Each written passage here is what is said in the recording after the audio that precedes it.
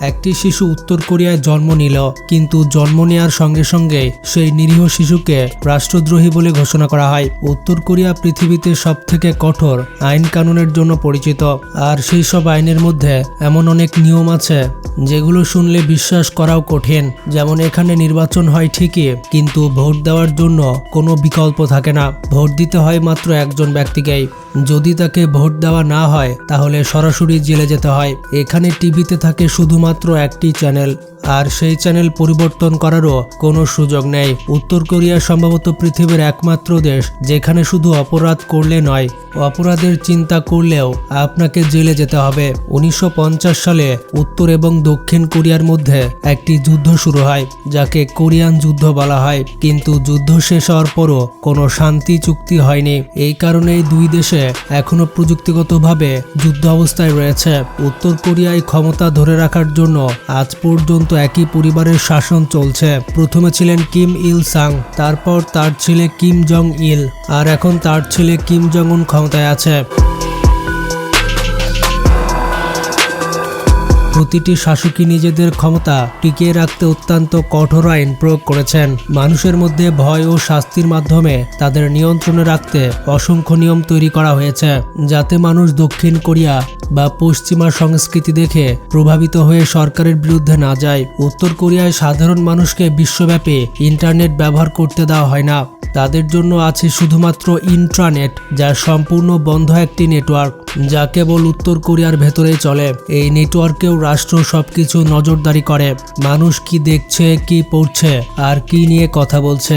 এভাবেই সরকার মানুষের কাছে পৌঁছানোর সব তথ্য নিয়ন্ত্রণ করে, যাতে তারা বাইরের পৃথিবী সম্পর্কে প্রভাবিত না হয়। রাষ্ট্রের অনুমতি ছাড়া বিদেশে ফোন করা সম্পূর্ণ বেআইনি, অর্থাৎ দেশের বাইরে কারো সঙ্গে কথা বলতে চাইলে সরকারের অনুমতি নিতে হবে। এখানে টেলিভিশন, রেডিও এবং সংবাদপত্র কেবল রাষ্ট্রই পরিচালনা করতে পারে। ব্যক্তিগত বা প্রাইভেট মিডিয়ার ধারণা এখানে কল্পনাই করা যায় না। এই মিডিয়াগুলোতে শুধু সরকারের প্রশংসা, কিম রাজবংশের গৌরব এবং বিদেশি শত্রু, বিশেষ করে যুক্তরাষ্ট্র সম্পর্কে প্রচার করা হয়। ছোটবেলা থেকে সাধারণ মানুষের মনে আমেরিকা ও তার মিত্রদের বিরুদ্ধে ঘৃণা ঢুকিয়ে দেওয়া হয়। উত্তর কোরিয়ার মানুষের চুলের স্টাইলের উপরে সরকারের কঠোর নিয়ন্ত্রণ রয়েছে। সরকার কয়েক ধরনের নির্দিষ্ট হেয়ারস্টাইল অনুমোদন করেছে, অর্থাৎ মানুষকে বলে দেওয়া হয় তারা কোন ধরনের চুলের স্টাইল রাখতে পারবে। বাইরের বিশ্বের প্রভাব আছে এমন প্রায় সবকিছু এখানে নিষিদ্ধ, যেমন জিন্স পরা, চুলের রং করা বা ঝলমলে পোশাক পরা। কেউ এসব করলে তার জিনিসপত্র জব্দ করা হয় এবং শাস্তি দেওয়া হয়।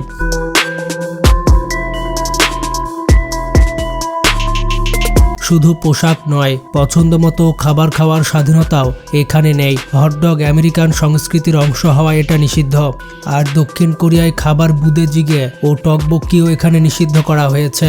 এক শহর থেকে অন্য শহরে যেতে হলেও বিশেষ অনুমতির প্রয়োজন হয়। এই অনুমতি ছাড়া ভ্রমণ করাকে বেআইনি ধরা হয়। উত্তর কোরিয়ার পাসপোর্টও শুধু উচ্চ শ্রেণীর মানুষদের দেওয়া হয়, যেমন সরকারি কর্মকর্তা বা কিম জং উনের ঘনিষ্ঠরা।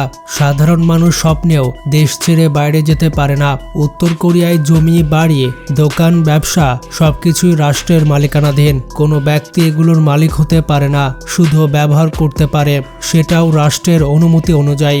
এখানে কোনো ধর্ম অনুসরণ করা বা ধর্মীয় চর্চা করা একদম বেআইনি। মানুষ নিজের ইচ্ছায় কোনো ধর্ম পালন করতে পারে না। যদিও উত্তর কোরিয়ায় কিছু গির্জা রয়েছে, কিন্তু সেগুলো মূলত বাইরের পৃথিবীকে দেখানোর জন্য যে এখানে ধর্মীয় স্বাধীনতা আছে। বাস্তবে যদি কেউ ধর্মীয় চর্চা করতে গিয়ে ধরা পড়ে, তাহলে তাকে শ্রম শিবিরে পাঠিয়ে দেওয়া হয়। উত্তর কোরিয়ায় যদি কোনো ব্যক্তি সরকারের বিরুদ্ধে যাওয়ার চেষ্টা করে বা কিম রাজবংশের বিরুদ্ধে কথা বলে, তাহলে শুধু সেই ব্যক্তিকেই নয়, তার পুরো পরিবারকেই কারাগারে পাঠানো হয়। এমনকি এই শাস্তি তার 3 প্রজন্ম পর্যন্ত চলতে পারে। অর্থাৎ যদি কোনো একজনকে রাষ্ট্রদ্রোহী ঘোষণা করা হয়, তাহলে বহু বছর পরে তার নাতি বা নাতনি জন্ম নিলেও সেই নিরীহ শিশুকেও রাষ্ট্রদ্রোহী বলা হবে। এর পেছনে উদ্দেশ্য হচ্ছে যাতে বিদ্রোহের রক্ত ভবিষ্যতে কখনো কিম পরিবারের বিরুদ্ধে না ওঠে। এখানে প্রতিটি কলোনি, অ্যাপার্টমেন্ট ও বাড়ির আশপাশে সরকারি গুপ্তচর থাকে, যারা গোপনে মানুষের ওপরে নজর রাখে। সবচেয়ে অদ্ভুত বিষয় হচ্ছে এই দেশে শুধু অপরাধ করলেই নয়, অপরাধের কথা চিন্তা করলেও জেলে যেতে হতে পারে। অর্থাৎ কেউ যদি সরকারের বিরুদ্ধে কিছু কিছু ভাবেও এবং সেটা রিপোর্ট হয়ে যায় তাহলে সেটা তার জন্য বড় বিপদ হয়ে দাঁড়াবে। উত্তর কোরিয়ায় জন্ম থেকে মৃত্যু পর্যন্ত প্রতি সপ্তাহে সেলফ ক্রিটিসিজম সেশন হয়। এই সেশনে সবাইকে ভরা ক্লাসে দাঁড়িয়ে নিজের ভুল স্বীকার করতে হয়, যেমন আমি কারো দুর্বলতা সরকারের কাছ থেকে লুকিয়েছি, কিম জং উনের যথেষ্ট প্রশংসা করে নে, অথবা আমি কোনো বিদেশি জিনিস দেখে প্রভাবিত হয়েছে। এরপর মানুষ নিজের ভুলের জন্য ক্ষমা চায় এবং ক্লাসে বসে থাকা অন্যরা তাকে সমালোচনা করে। উত্তর কোরিয়ায় প্রত্যেক নাগরিকের ভোট দেওয়া বাধ্যতামূলক, কিন্তু আশ্চর্যের বিষয় হলো ভোট শুধু সেই ব্যক্তিকে দেওয়া যায় যাকে সরকার মনোনীত করে।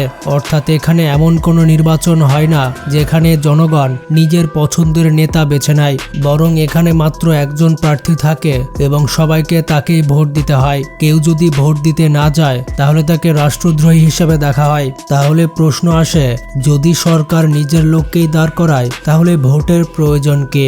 আসলে এখানে নির্বাচন ক্ষমতা বেছে নেওয়ার জন্য নয়, বরঞ্চ আনুগত্য যাচাই করার একটি পরীক্ষা। যখন 100% মানুষ একই প্রার্থীকে ভোট দেয় তখন সরকার এটাকে নিজের শক্তি ও জনগণের ঐক্যের প্রমাণ হিসেবে দেখায়। উত্তর কোরিয়ায় একটি জাতীয় সংসদ আছে যার নাম হচ্ছে সুপ্রিম পিপলস অ্যাসেম্বলি, কিন্তু এই সংসদের কাজ সিদ্ধান্ত নেওয়া নয়, বরং কিম জং উনের সিদ্ধান্তে শুধু সিলমোহর দেওয়া।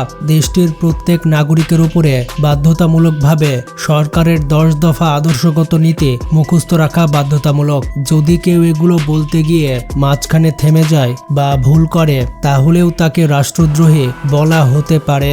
এই 10টি নীতির প্রতিটিতেই কিম ইল সুং এর নাম উল্লেখ করা হয়েছে। উত্তর কোরিয়ায় প্রতিটি টেলিভিশন সেট শুধুমাত্র সরকারি চ্যানেলে, যেমন কোরিয়ান সেন্ট্রাল টেলিভিশন। এর অর্থ হলো মানুষ নিজের ইচ্ছে মতো অন্য কোনো চ্যানেল দেখতে পারবে না, আর অন্য চ্যানেল ধরাও বেআইনি। এমনকি বিদেশ থেকে আমদানি করা টিভিতেও আগে থেকেই টিউনার বন্ধ করে দেওয়া হয়।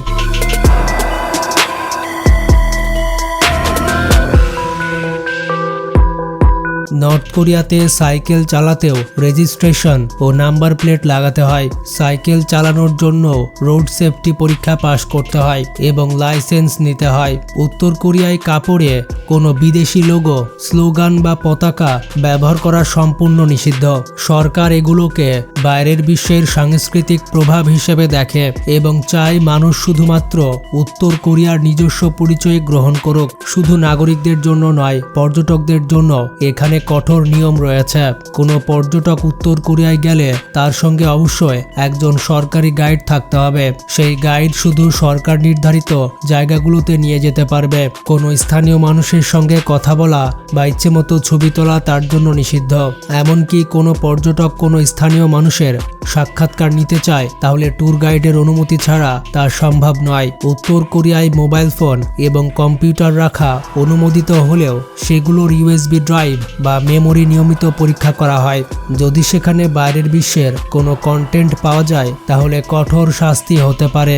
এখানে নাগরিকদের সামাজিক অবস্থার নির্ধারণের জন্য একটি অমানবিক ব্যবস্থা রয়েছে যাকে সোংবুন বলা হয়। এই ব্যবস্থার অর্থ হলো কোনো শিশু জন্ম নেওয়ার সঙ্গে সঙ্গে তার ভবিষ্যৎ নির্ধারিত হয়ে যায়, আর এই শ্রেণীবিভাগ নির্ভর করে তার পারিবারিক ইতিহাসের উপরে। এই নিয়মগুলোর মধ্যে কিছু নিয়ম হয়তো নর্থ কোরিয়াতে শিথিল হয়েছে, আবার হতে পারে নতুন করে কিছু নিয়ম যোগ হয়েছে। এই সকল রুলস সম্পর্কে আপনার কি মতামত কমেন্টে জানান। ভালো থাকবেন, টেক কেয়ার।